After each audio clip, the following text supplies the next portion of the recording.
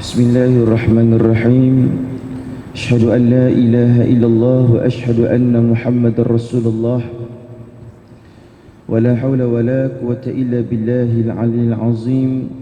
Rabbi shrah lana sudurana wa yassir lana umurana wa hlul 'uqdatam min alsidatina yafqahu aqwalana. Allahumma faqqihna fid din wa 'allimna ta'wil wahdina ila siratil mustaqim. Rabbi yassir wa la tu'assir, Rabbi tamim bil khair. Al-muhtaram al-alim ulama fi hadzal makan al-mubarakah, sahibul fadilah sayyidil imam wa sayyidil bilal wa kullukum jama'ah. Barakallahu fikum wa ahsanallahu ilaikum. Assalamu alaikum warahmatullahi wabarakatuh. Alhamdulillah wa syukran lillah, salatan wa salaman daimaini ala rasulillahil amin. Yang saya hormati para alim ulama yang dimuliakan oleh Allah Subhanahu wa taala, para pimpinan, para pembesar, Tan Sri Puan Sri, Datuk Datin, Duyufullah, Duyufur Rahman, para pimpinan, dan keseluruhannya pasti para tetamu Allah Subhanahu wa taala yang berada di tempat yang diangkat oleh Allah taala ini. Mudah-mudahan setiap daripada kehadiran kita ini, para jemaah yang dimuliakan oleh Allah, mendapat rahmat dan perhatian kasih sayang daripada Allah Jalla wa Ala. Amin ya rabbal alamin. Ayyuhal mustami'un al-kiram, Allah Subhanahu wa taala nyatakan dalam Al-Quran, A'udzu billahi minasyaitonir rajim. Iqra' kitabaka kafa bi nafsika al-yawma 'alayka hasibah. Sadaqallahul 'aliyyil 'azim. Yang mau arti, bacalah kitabmu itu, sesungguh dirimu sendiri itu pada hari ini yang akan menghisapkannya. Dan sebelum saya meneruskan dengan lebih panjang sedikit, ini mukaddimah, kerana kalau mengikut jadual dan kalender saya, ini kali pertama saya di sini. Jadi pertamanya nama penuh saya Ahmad Fuad bin Muhammad Mukhtar. Jadi saya ada tauliah daripada 3 negeri sejak berumur 22 tahun, daripada Kuala Lumpur, daripada Negeri Sembilan, dan juga daripada Allahumma salli ala Muhammad di Selangor. Dan sekarang ini saya adalah merupakan panel agama bagi TV3 yang akan bersiaran 25 hari bulan ni. Ditanyalah Ustaz sebagai panel termuda, ditanyalah Ustaz. Saya juga sebagai panel tafsir Al-Quran kepada Kuala Lumpur FM, dan juga panel agama untuk National FM. Dan sekarang ini juga adalah panel bagi tasawuf untuk Negeri FM, untuk Negeri Sembilan. Dan Alhamdulillah, pada para jemaah yang dimuliakan oleh Allah Subhanahu wa taala, pada pagi ini saya dapat bersama dengan para jemaah di Masjid Al-Irsyad USJ 1 ini. Jadi saya berharapkan apa yang kita pertemukan ini mendapat rahmat dan menjadi dalil cinta kita kepada Allah. Ayuhal mustami'un al-kiram, ayat yang Ustaz bacakan tadi, ibu-ibu ayah sekalian, abang-abang, dinyatakan kepada kita, Iqra' kitabaka kafa bi nafsika al-yawma 'alayka hasibah. Maka inilah kitab engkau ketika mana kita balik datang kepada Allah Subhanahu wa taala. Kita balik kepada Allah, maka pada saat ketika itu Allah Ta'ala itu akan perintahkan agar diberikan kepada kita kitab catatan dan amalan kita. Dan waktu kita diangkat kitab kita pada ketika itu, para jemaah dimuliakan oleh Allah, Al-Ghazali rahimahullah dalam kitab Bidayatul Hidayah ada mengajarkan kepada kita agar mintalah kepada Allah supaya Allah kurniakan kepada engkau amalan kitabmu itu melalui tangan kanan. Jadi Al-Ghazali ajarkan kepada kita bagaimana caranya supaya Allah berikan kepada kita kitab dengan tangan kanan. Sebab di antara azab permulaan satu orang ahli neraka Allah adalah apabila mereka mengambil kitab mereka daripada para malaikah. Sebab itu disebutkan kepada kita, Iqra' kitabaka, sekarang ni kau dah ambil kitab engkau, kafa bi nafsika, cukuplah engkau membaca kitabmu itu, al-yawma 'alayka hasibah. Maka pada hari inilah Allah Subhanahu wa taala akan memberikan perhisaban kepada engkau. Maka 4 je perkataan jemaah yang mana bila kita minta kepada Allah agar Allah berikan kitab kita dengan tangan kanan kita, seperti mana yang diajarkan oleh Al-Imam Al-Ghazali rahimahullah, yaitu Bismillahirrahmanirrahim. Allahumma a'tini kitabi biyamini. Wabil maksud apa dia? Allahumma, wahai Allah, a'tini, kau berikanlah kepada aku kitabi, kitab aku wahai Allah, bil yamini, dengan tangan kananku ya Allah. Sebab itu ayuhal mustami'un al-kiram, bila mana kita bercakap tentang dalil Quran, adakah betul Ustaz ada kitab catatan nanti di hari akhirat? Ada, dalilnya Al-Isra ayat 14. Dan bagaimana untuk kita minta kepada Allah Jalla wa'ala itu agar Allah mengizinkan kita mengambil amal dan catatan kita daripada tangan kanan itu dengan 4 perkataan saja. Allahumma a'tini kitabi biyamini, wahai Allah, jadikanlah aku ini wahai Allah subhanahu wa ta'ala itu, daripada aku itu mengambil kitabku melalui tangan kananku ya Allah. Maka apabila kita mengambil catatan kita daripada tangan kanan kita, ianya sudah pun memadai tentang banyak kebajikan dan kebaikan. Ayuhal mustami'un al-kiram, dan kebajikan itu sebenarnya telah pun didoakan juga ketika mana imam menaiki mimbarnya ataupun mihrabnya sebentar tadi. Jemaah, ramai orang yang tidak menghayati sesungguh-sungguhnya perkara yang paling besar pada waktu subuh itu adalah doa.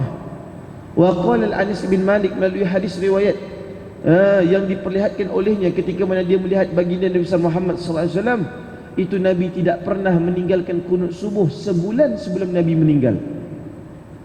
Sebulan sebelum Nabi meninggal itu Nabi tidak pernah meninggalkan kunut subuh.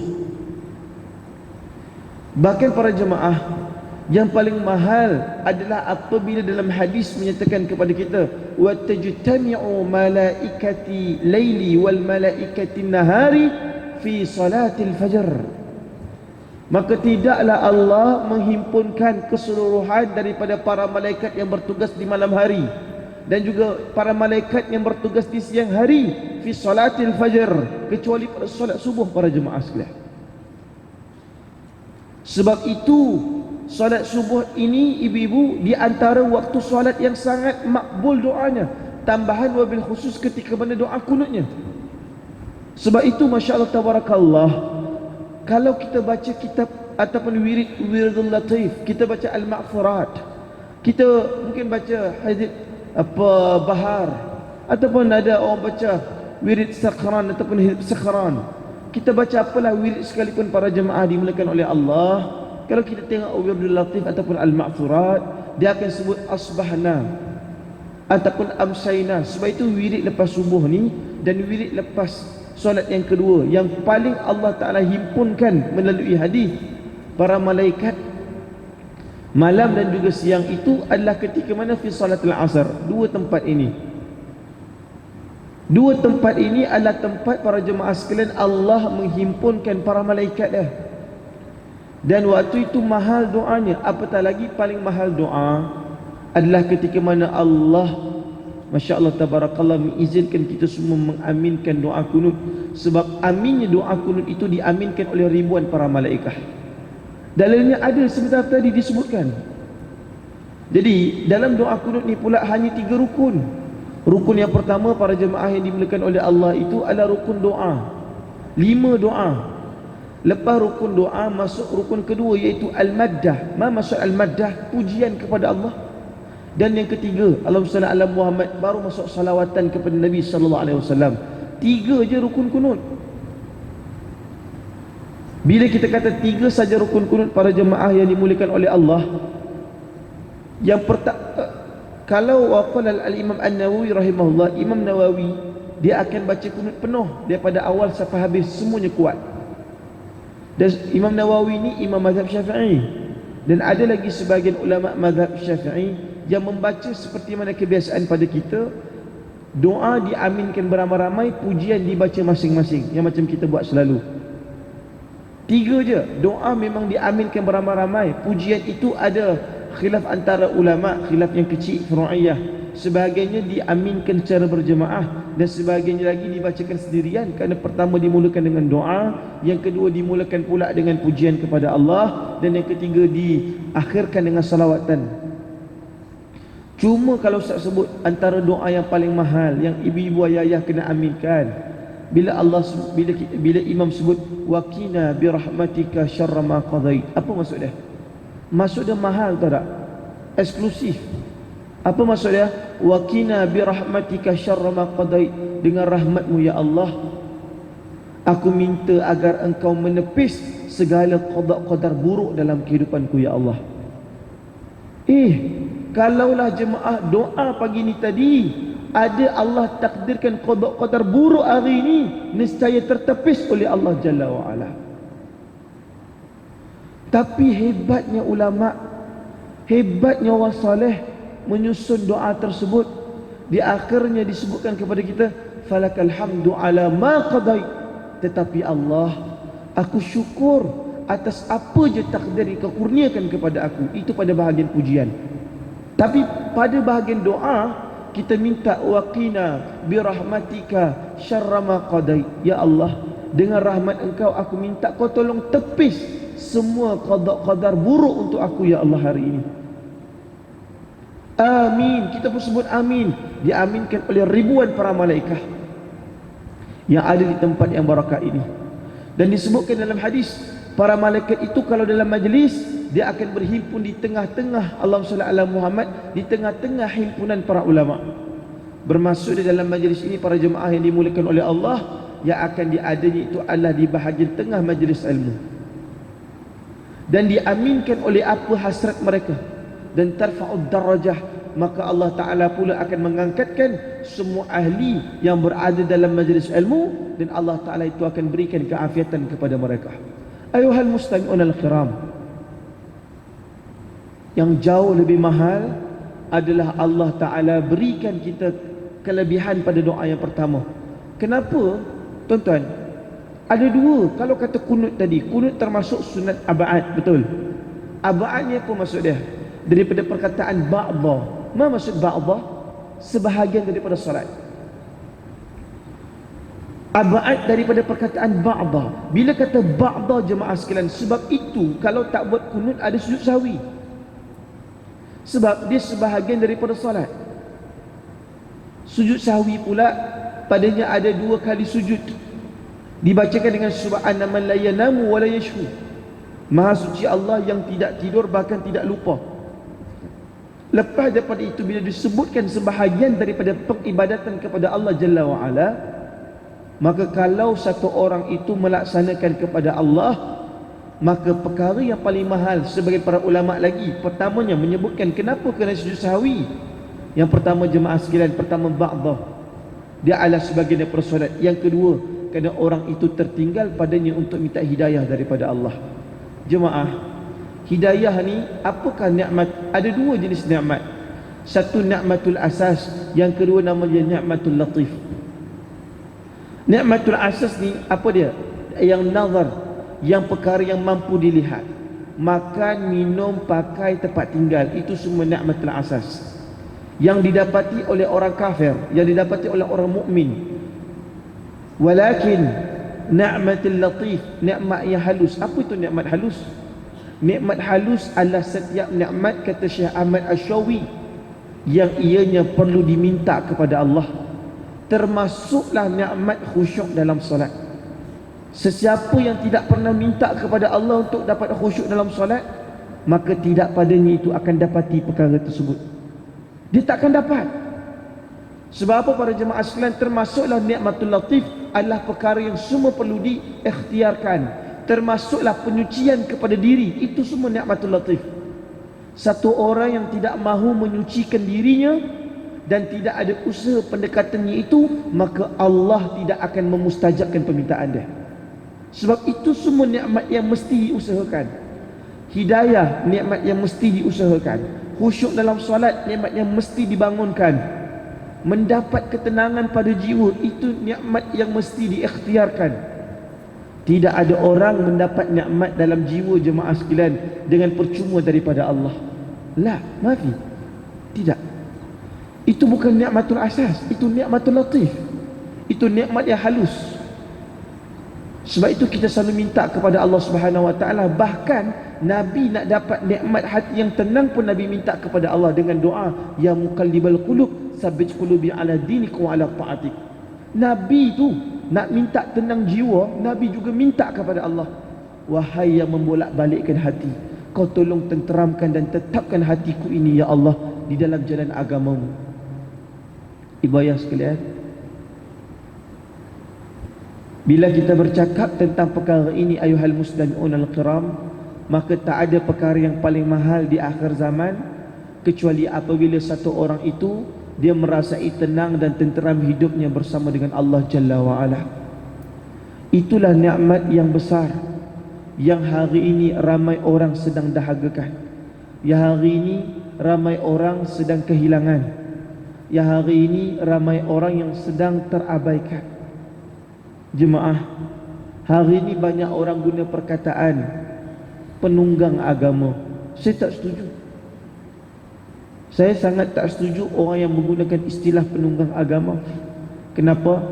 Perkara pertama jemaah sekalian, kerana dia menunjukkan rendahnya darjat agama yang boleh digunakan oleh ahli penipu. Dan yang kedua, oleh kerana istilah penunggang agama tidak ada dalam Al-Quran. Itu saya tak setuju. Jemaah, kita tidak boleh mencelakakan orang yang tidak dicelakakan oleh Quran.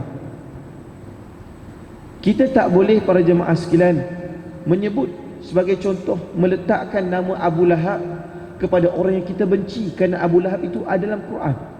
Perkataan celaka dan perkataan laknat tidak boleh dikeluarkan oleh mulut kita kecuali dilaknat dan dicelakakan oleh Quran. Dua perkataan itu jemaah sekalian hanya boleh sebut oleh Quran. Siapa insan ingin melaknat yang lain? Siapakah kita punya darjat ataupun punya kemuliaan untuk sebut laknat ke atas engkau? Tidak. Kalau Quran tidak melaknat seseorang, maka tak boleh. Siapa contoh orang yang dilaknat oleh Quran? Contohnya Abu Lahab. Itu pun sebab Abu Lahab ni kalau dia marah, dia selalu sebut celaka. Oleh kerana Abu Lahab selalu sebut taballaka ya Muhammad, Muhammad kau ni celaka lah Muhammad. Oleh kerana dia selalu sebut perkataan celaka kepada Muhammad, maka Allah mencelakakan diri dia. Tabbat yada abi lahabin wa tab. Wahai Abu Lahab, celakalah kedua-dua belah tanganmu itu, dan binasalah seluruh daripada-mu itu para jemaah sekalian. Ayuhal muslimin al-kiram, kenapa Abu Lahab dibenci oleh Allah?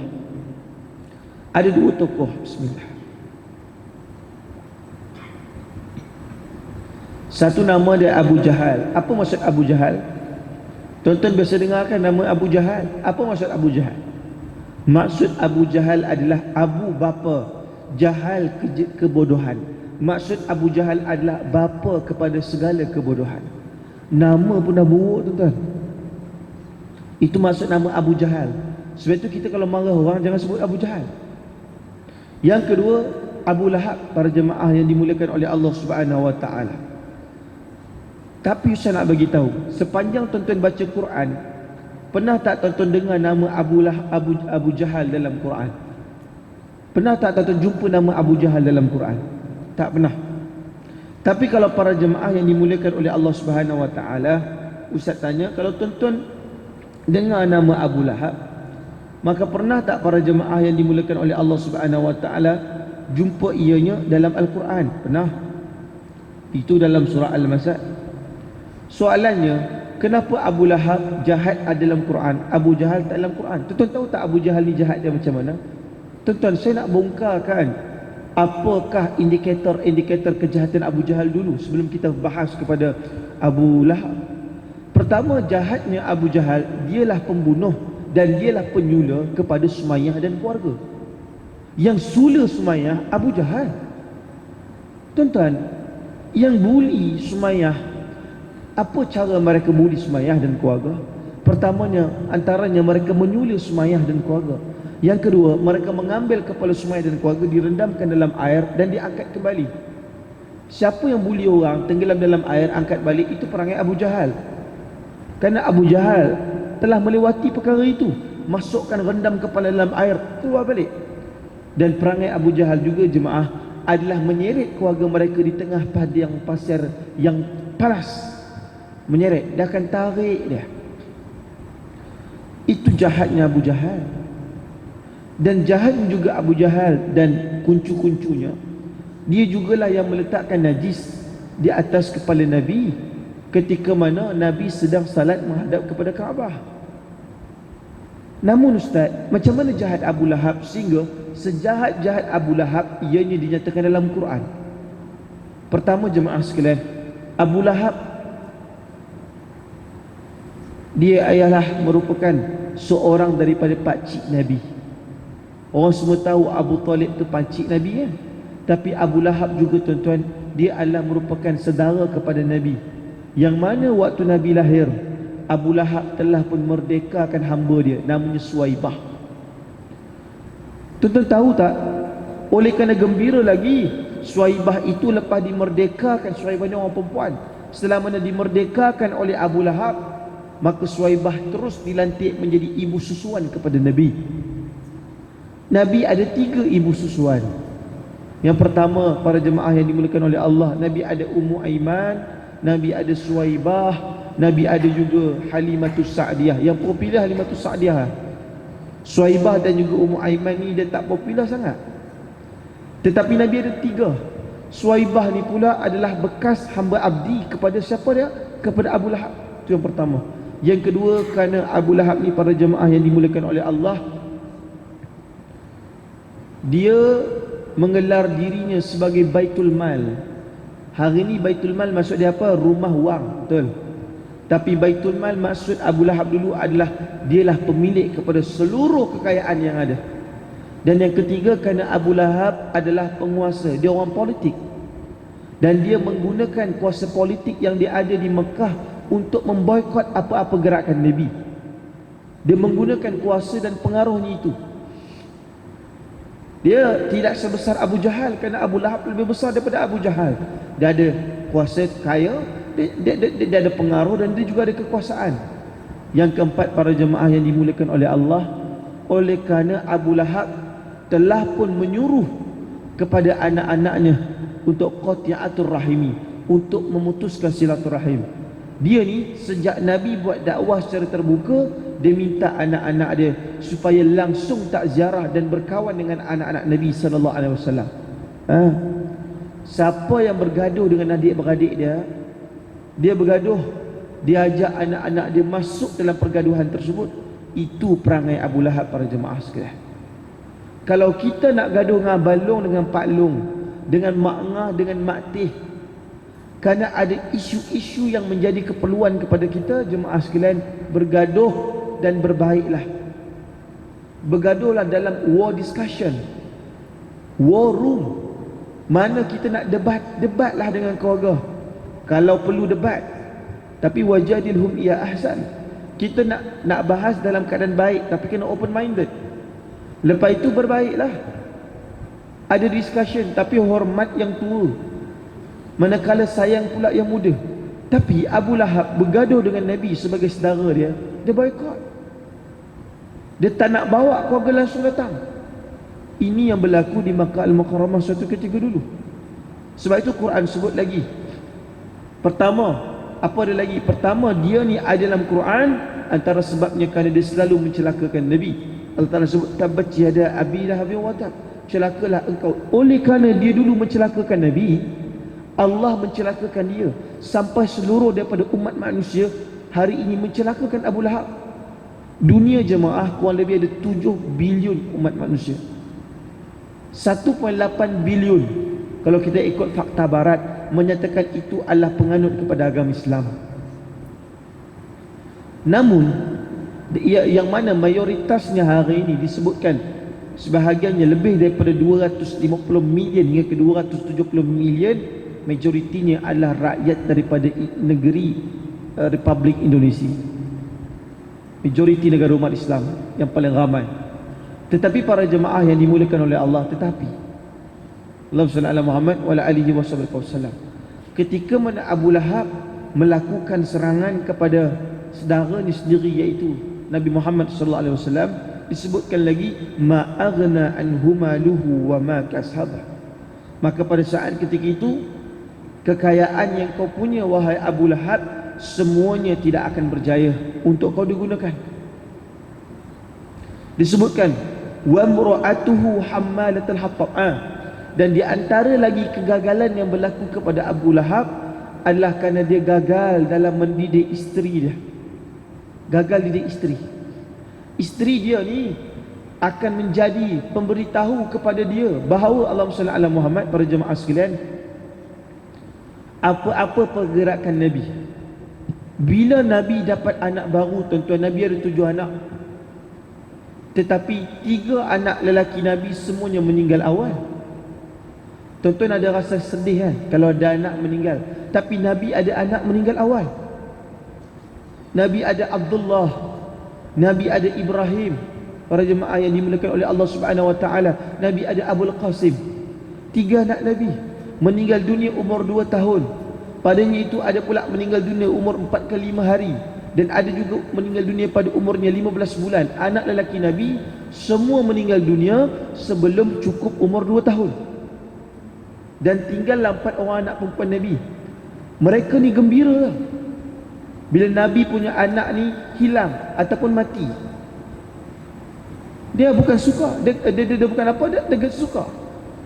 Dan akhirnya para jemaah sekalian, isteri dia inilah yang memberi khabar kalau Nabi nak kumpulkan orang dekat Jabal Abi Qubais untuk Nabi buat dakwah, maka isteri dia akan bagi tahu dekat suami dia, abang, Muhammad akan buat dakwah, maka pergilah engkau padanya itu untuk mungkin mengganggu dan menggoyahkan dia.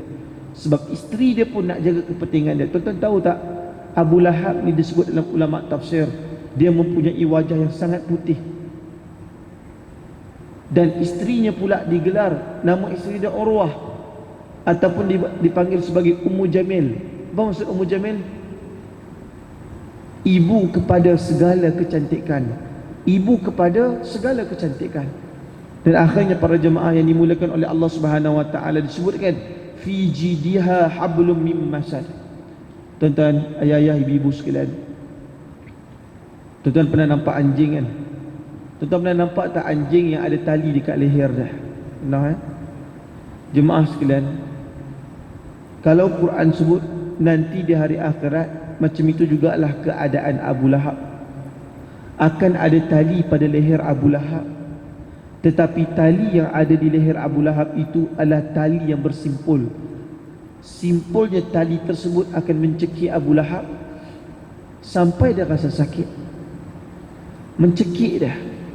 Sebab itu bila disebut fi jidiha, pada lehernya itu hablum mim masad, akan ada padanya itu ikatan sabut yang mana berpintal-pintal menekan dia. Sebab itu para jemaah yang dimuliakan oleh Allah, saya nak bagi tahu, kalau ayah ibu nak keluarga yang bahagia, jangan ikut keluarga di akhir Quran. Dalam Al-Quran, keluarga yang terakhir disebut adalah keluarga Abu Lahab. Itu dalam surah Al-Masad. Itulah keluarga yang terakhir disebut dengan isteri dan suaminya. Tetapi dalam Al-Quran, keluarga yang paling awal disebut adalah keluarga Ali Imran.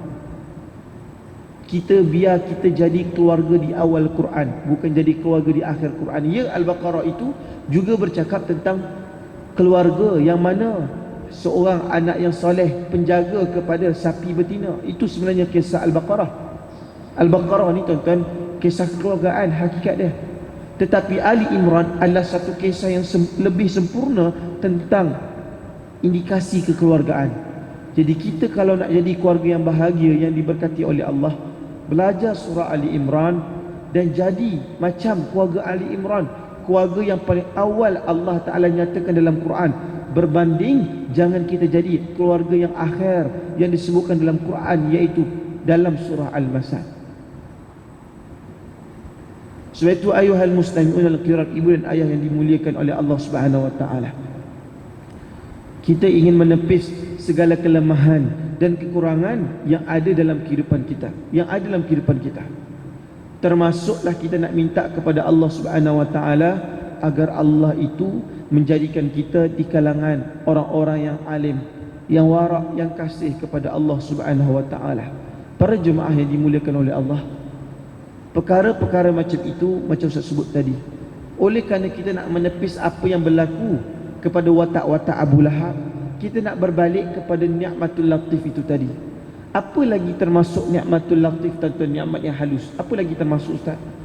Tuan-tuan, termasuk lagi ni'matul latif itu tadi Ustaz kata apa? Khusyuk, betul. Ustaz kata apa lagi? Iman, hidayah, betul.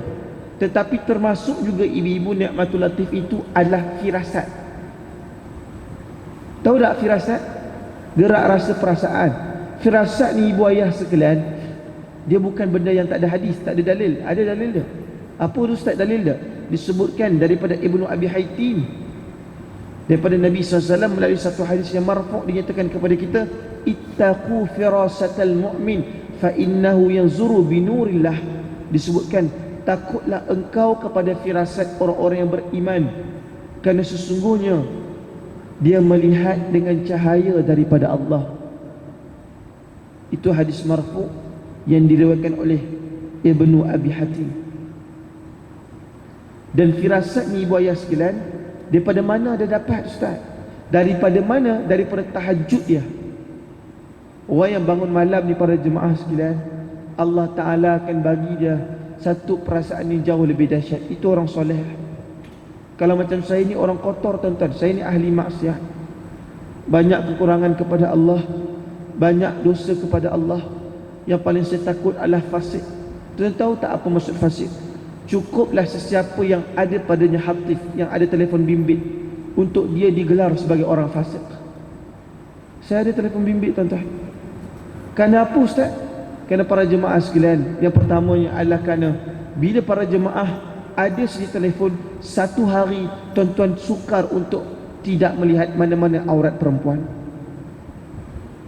Sukar untuk jemaah untuk langsung tidak melihat aurat perempuan jika kita ada hatif, ada telefon bimbit. Apa maksud fasik? Fasik maksud di ibu-ibu sekalian adalah berterusan melakukan dosa-dosa kecil kepada Allah. Itu fasik.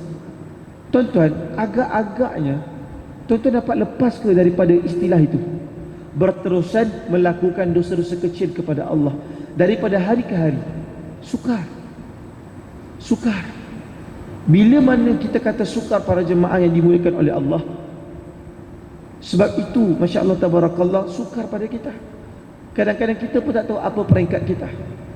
Kemarin hari Ahad, Ustaz tidur, dan Ustaz bangun daripada tidur. Para jemaah sekalian, Ustaz balik daripada kuliah, rehat, nak tidur. Tengah-tengah tidur, Allah Ta'ala izinkan Ustaz dapat ru'yah. Ru'yah ni apa dia? Mimpi. Mimpi ni memang ada dalam perbahasan agama. Hadis sahih pula tu, Sahih Bukhari. Mimpi terpecah pada tiga. Satu, busyra. Apa maksud busyra? Berita gembira. Kalau tuan-tuan mimpi tengok mak ayah datang pakai kain kafan yang mulia, lepas itu tuan-tuan besok yang tuan-tuan hantarkan Al-Fatihah, lebih akrab dengan Allah, itu namanya busyra. Busyra ni maksud dia berita gembira. Tuan-tuan mimpi jumpa ulama', tuan-tuan mimpi jumpa Nabi, itu semua busyra, berita gembira. Yang kedua, mimpi disebutkan apa dia? Sebagai satu permainan iblis,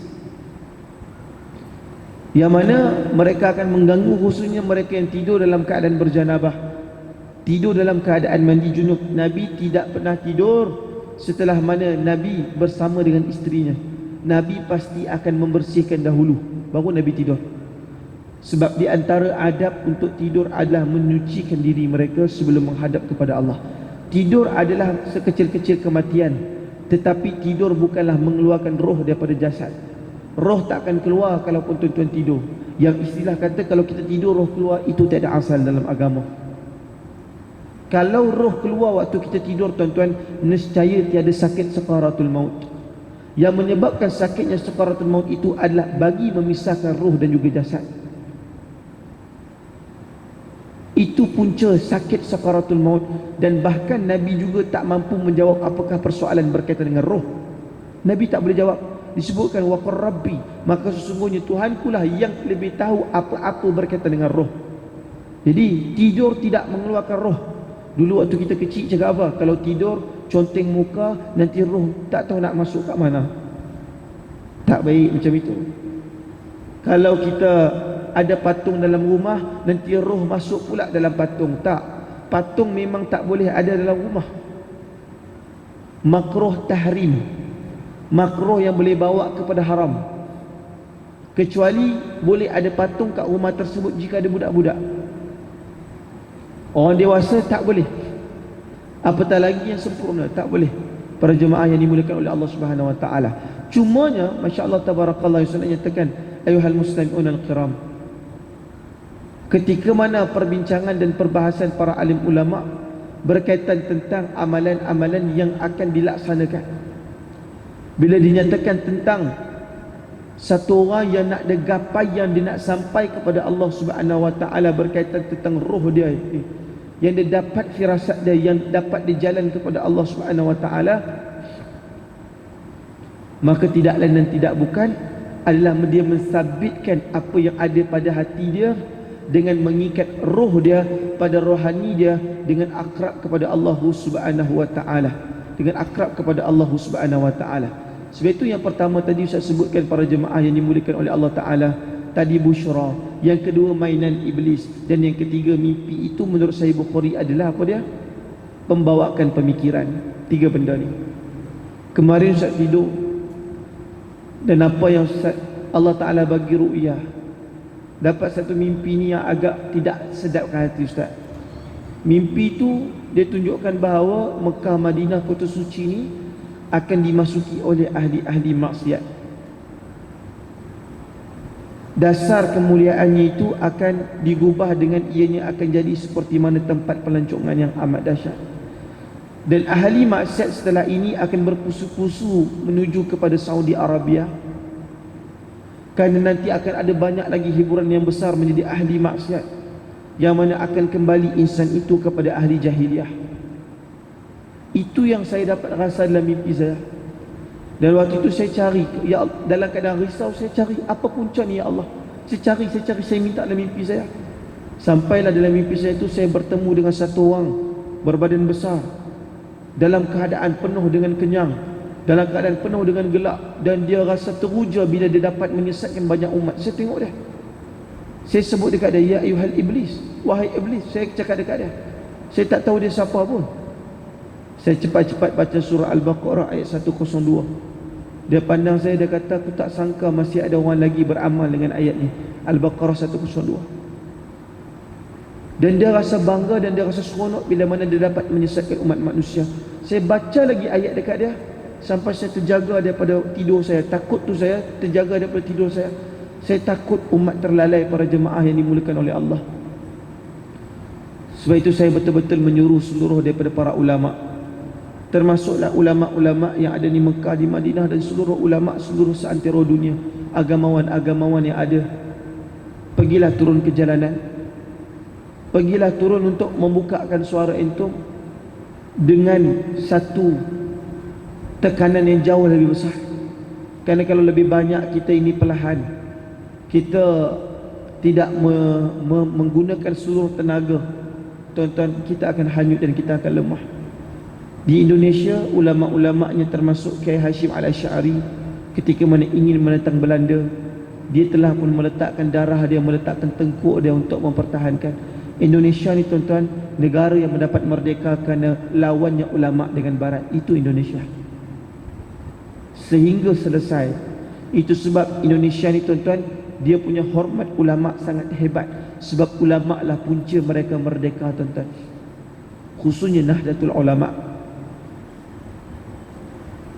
Dan apa yang saya dapat tu, tuan-tuan, tak tahulah, sebab saya ni bukan ahli soleh, saya bukan orang baik. Tapi apa yang saya dapat dalam keadaan tersebut menggerunkan hati dan perasaan kita, sebab kita memang betul-betul berada di akhir zaman. Saya takut Omikron ni bukan datang daripada orang umrah. Saya takut Omikron ni datang pasal konsep yang Salman Khan buat 200,000 tu. Sebab Salman Khan ni, tuan-tuan, mak bapak dia satu orang beragama Hindu, satu orang pula beragama Islam. Dia dalam hidup dia pluralism. Dia beramal dengan sebahagian agama Islam dan dia pula beramal dengan sebahagian agama Hindu. Sebab itu tuan-tuan boleh tengok dalam filem-filem dia, ada waktu filem tuan-tuan tengok dia pergi semayang macam Islam, ada waktu filem dia pergi pula semayang kat kuil Hindu. Dia pluralism, menggabungkan agama mak dengan ayah dia, iaitu Islam dan juga Hindu. Macam itu juga konsep Pitbull dan juga Justin Bieber yang dah sampai kepada kawasan persekitaran di Tanah Suci sana. Saya satu je, tuan-tuan, saya nak sebut, kita betul-betul berada di akhir zaman. Belum lagi perpecahan di sudut ahli agama. Saya kata nak pecah, nak pergi mana, bergaduh.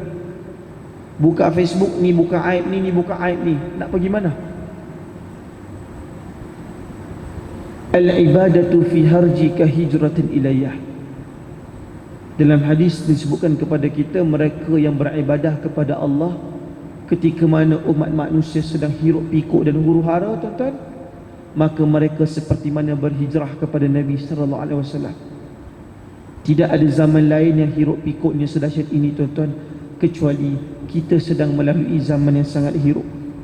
Hanya orang yang dapat ketenangan kepada Allah itu, yang memahami tauhid, yang mengenali sifat 20, yang tahu tentang zat, sifat dan af'al Allah, mereka akan dapat mengenal Allah sepenuh hati mereka. Wallahu a'lam. Yang baik datang daripada Allah, fakir miskin, banyak kejahilan, banyak kekurangan daripada diri saya sendiri. Semuanya kebaikan itu datangnya daripada Allah. Kekurangan, kejahilan, kekotoran dan juga keburukan itu daripada diri hamba sendiri. Hakikatnya semua itu puncanya datang daripada Allah Ta'ala.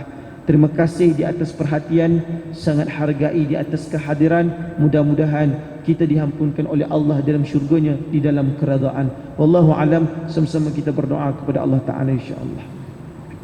Auzubillahi minasyaitonir rajim. Bismillahirrahmanirrahim. Rabbana zalamna anfusana wa illam taghfir lana wa tarhamna lanakunanna minal khasirin. Allahumma faqihna fid din wa 'allimna at-ta'wil wahdina ila siratal mustaqim. Allahumma arhamna bil Qur'an واجعله لنا إماما ونورا وهدى ورحمة. اللهم ذكرنا من حمى نسينا، علمنا من حمى جهلنا، وارزقنا تلاوته آناء الليل وأطراف النهار، واجعله لنا حجة يا رب العالمين. اللهم أعطنا كتابنا بيميننا برحمتك يا أرحم الراحمين. اللهم ثبت عقيدتنا بالعقيدة أهل السنة والجماعة. سبحان ربك رب العزة عما يصفون، والسلام على المرسلين، والحمد لله رب العالمين. السلام عليكم ورحمة الله وبركاته.